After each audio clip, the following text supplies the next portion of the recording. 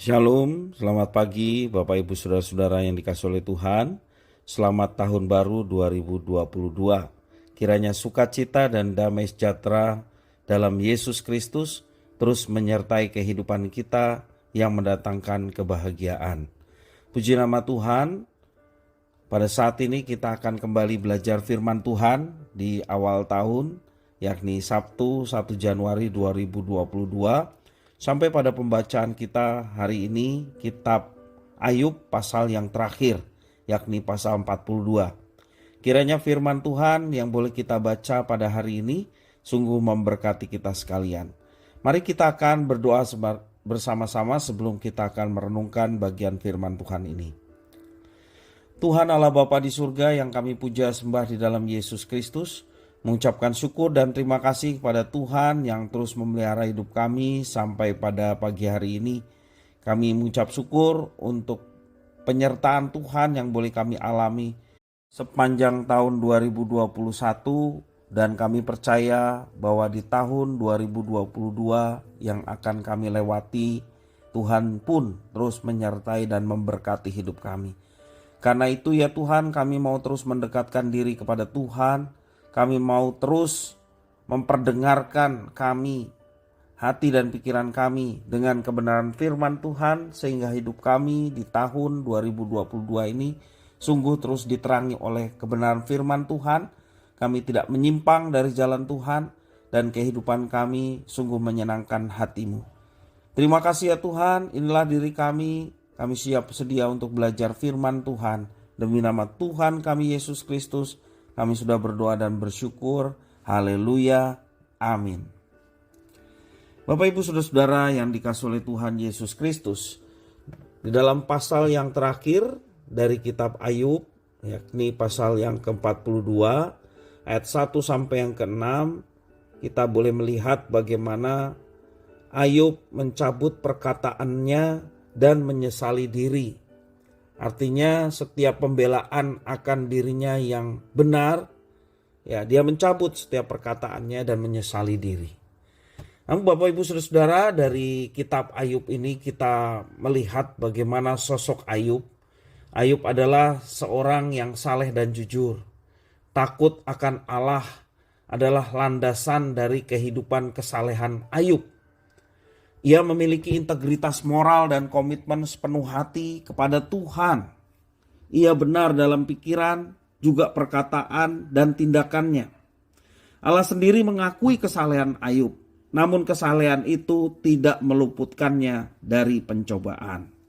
Bahkan Allah sendiri yang mengizinkan iblis datang untuk mencobai Ayub. Allah juga tidak serta-merta membebaskan Ayub dari penderitaan.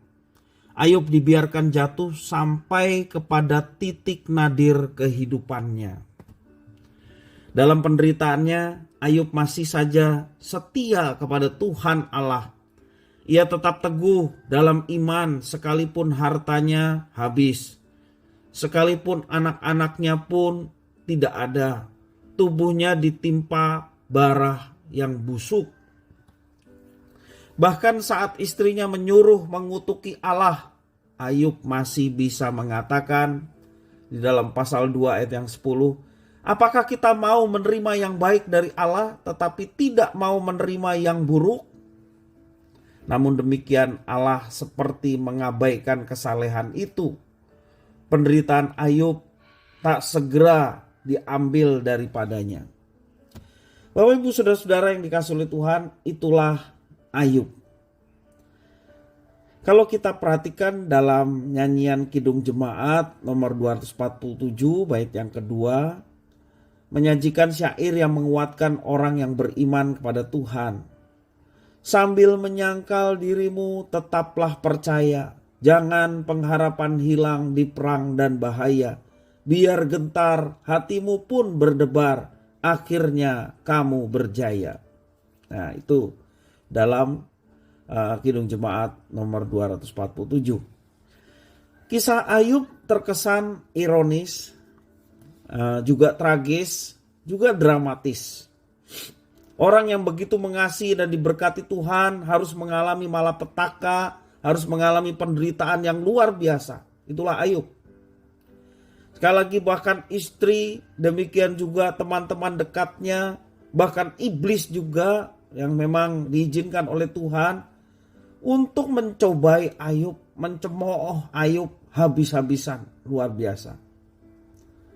Dari pasal 1 sampai pasal yang ke-41 kemarin, kisahnya bagaimana bahkan keluarga terdekat istri, teman-temannya, ya. Ada siapa? Ada 4 temannya, ya. Yang terakhir Elihu, ya. Ada Zofar, Bildad, dan Elifas. Yang terakhir adalah Elihu. Teman-temannya mencemooh dia habis-habisan. Bahkan iblis membawa dia ke dalam pencobaan sampai titik nadir yang sungguh menderita bagi seorang Ayub. Pergumulan yang menggoncangkan iman serta menimbulkan pertanyaan kontroversial, yaitu mengapa orang yang begitu baik, mengapa orang yang saleh bisa terkena musibah yang sedemikian hebat dan jatuh menderita sampai titik nadir kehidupan seorang manusia. Satu goncangan iman yang memungkinkan terjadi apabila seseorang mengalami penderitaan seperti yang dialami oleh Ayub. Dan kitab Ayub menyajikan bagaimana pergumulan manusia sepanjang masa. Apakah dalam kondisi itu seseorang masih perlu mempercayai Tuhan?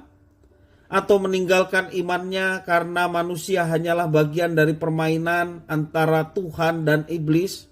Pertaruhan antara Tuhan dan iblis. Itu saudara bisa membaca di dalam pasal 1 ayat 8 sampai 12. Setelah periode pergumulan yang dramatis dan penderitaan iman yang luar biasa, kisah ini diakhiri dengan pengakuan Ayub bahwa Tuhan berdaulat atas segala sesuatu dan Ia maha bijaksana. Di sini Ayub memilih sikap penyerahan total kepada Tuhan. Ia telah memenangkan pergumulan iman yang melelahkan jiwa, sedangkan para sahabatnya diperintahkan Tuhan untuk meminta maaf kepada Ayub atas sikap mereka yang memanipulasi kehendak Tuhan. Para sahabat Ayub mempersembahkan kurban penebus salah dan Tuhan mengabulkan pengakuan bersalah mereka. Bapak, Ibu, saudara-saudara yang dikasihi oleh Tuhan, kalau kita perhatikan pengakuan akan kedaulatan Allah, artinya Ayub menyembah Allah dan menyadari dirinya hanyalah ciptaan manusia yang tiada berdaya dan hidupnya sepenuhnya Tuhan sendiri yang mengatur. Pengakuan itu mendatangkan pemulihan. Ia mau merendahkan diri dalam penyesalan di hadapan Tuhan. Kalau kita perhatikan di dalam ayat 1 sampai yang ke-6. Setelah ia mencabut perkataannya yang merupakan pembelaan diri atas ketidakberdosaannya selama ini, ya, sesaleh apapun kehidupan manusia di hadapan Allah, ia tetap harus mengakui kedaulatan Allah. Penting sekali. Jangan kita merasa bahwa segala sesuatunya aman, segala sesuatunya tidak ada masalah. Dan kita merasa bahwa semuanya itu karena saya yang memperjuangkan, karena saya yang berusaha melakukan segala sesuatu. Karena saya sudah hidup suci dan kudus di hadapan Tuhan. Bapak, Ibu, saudara-saudara, belajar dari seorang Ayub. Tidak ada orang yang sesaleh Ayub pada waktu itu, yang hidup takut akan Tuhan. Kita mau belajar bahwa sesaleh apapun manusia di hadapan Tuhan, ia harus mengakui kedaulatan Tuhan. Sebab oleh karena anugerah Tuhan saja, manusia dimungkinkan menjadi pribadi yang saleh, menjadi pribadi yang benar. Pengakuan ini jugalah yang membawa tanda dari seorang Ayub yang hidupnya tetap di dalam Tuhan, bahkan pengakuannya dan juga perkataannya yang sesungguhnya tidak berkenan di hadapan Tuhan. Dia menyesalinya, dia memohon pengampunan dari Tuhan. Dan pada akhirnya iblis dikalahkan oleh karena penyerahan Ayub dan kepercayaan Ayub akan kedaulatan Tuhan. Sebagai ganjaran, atas Ayub, Tuhan memulihkan keadaannya. Tuhan melipat gandakan kekayaannya, puji Tuhan. Ayub diberi umur panjang, puji Tuhan. Ia diberkati dengan anak dan cucu yang cakap dan cantik. Itu dalam pasal 42 ayat 12 sampai 16. Luar biasa. Ya. Nah Bapak Ibu Saudara-saudara yang dikasihi oleh Tuhan, mari kita senantiasa menyadari siapa diri kita dan siapa Allah. Dialah Allah yang sungguh-sungguh berdaulat. Mari kita mengakui dengan sungguh-sungguh dan mengizinkan Allah yang berdaulat atas hidup kita terus memimpin dan menyertai kehidupan kita. Bapak Ibu Saudara-saudara, pengakuan akan kedaulatan Allah diimplementasikan dalam kehidupan yang menyembah Dia. Hidup yang taat kepada firman-Nya. Hidup yang menjadikan bahwa kehidupan ini adalah anugerah Tuhan yang harus kita jaga, yang harus kita persembahkan di hadapan Tuhan. Sehingga apapun yang kita kerjakan sungguh menjadi alat kemuliaan Tuhan dan hidup kita boleh menjadi berkat bagi sesama. Di tahun 2022 saat ini kita sudah lewati, walaupun masih beberapa jam saja. Dan kita mau terus menjalani kehidupan di tahun yang baru ini 2022 bersama dengan Tuhan, diawali dengan pengakuan kita akan kedaulatan Tuhan yang berkuasa, yang mengatur dengan otoritas Tuhan baik diri kita maupun alam semesta. Karena itu jangan kita berpaling kepada yang lain. Mari kita berserah diri kepada Tuhan dan ikut dalam rencananya, karena itulah yang memberkati kehidupan kita. Tuhan sangat menghargai pergumulan iman dari setiap kita. Tentu saja Tuhan izinkan pergumulan itu ada supaya kita sungguh-sungguh menjadi anak-anaknya yang setia. Anak-anaknya yang tetap bersandar kepada Tuhan dalam situasi kondisi apapun, termasuk ketika kita menghadapi pergumulan. Dan percayalah ketika kita menyerahkan kehidupan kita bersama dengan Tuhan, kalau firman Tuhan mengatakan Ia turut bekerja untuk mendatangkan sesuatu yang baik, ya, kebaikan bagi kita, kebaikan bagi keluarga, kebaikan bagi pelayanan kita. Karena itu mari kita tetap menyandarkan hidup kita kepadanya, maka Tuhan yang akan menolong kita, memampukan kita, bahkan Dia memberikan kekuatan untuk kita dapat mengatasi setiap tantangan-tantangan yang kita akan hadapi.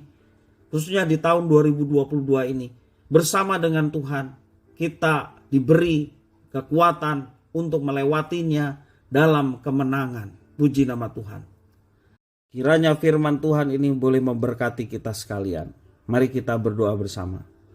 Tuhan Allah Bapa di surga, yang kami puja, kami sembah di dalam nama Tuhan kami Yesus Kristus. Kami sungguh bersyukur dan berterima kasih kepada Tuhan atas firman yang telah Tuhan berikan kepada kami. Kami mau belajar seperti Ayub, mengakui segala kesalahan dan keterbatasan kami.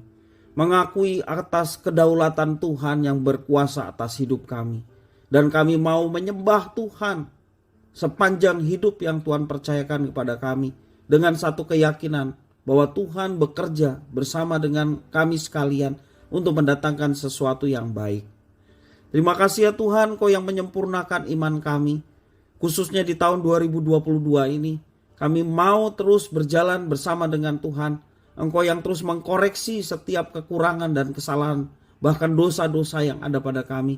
Untuk kami berpaling dan bertobat, menjalani kehidupan di tahun yang baru 2022 dengan penyerahan penuh, dengan kesungguhan, komitmen dalam ketaatan untuk melaksanakan apa yang Tuhan telah perintahkan dan hidup di dalam rencana Tuhan.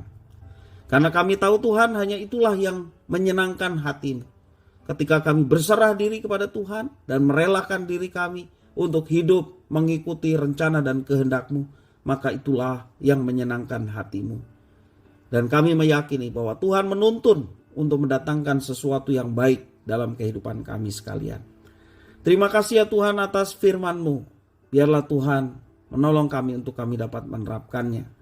Semua doa, permohonan, ucapan syukur kami kami haturkan di dalam satu nama, Tuhan Yesus Kristus, Tuhan kekasih jiwa kami.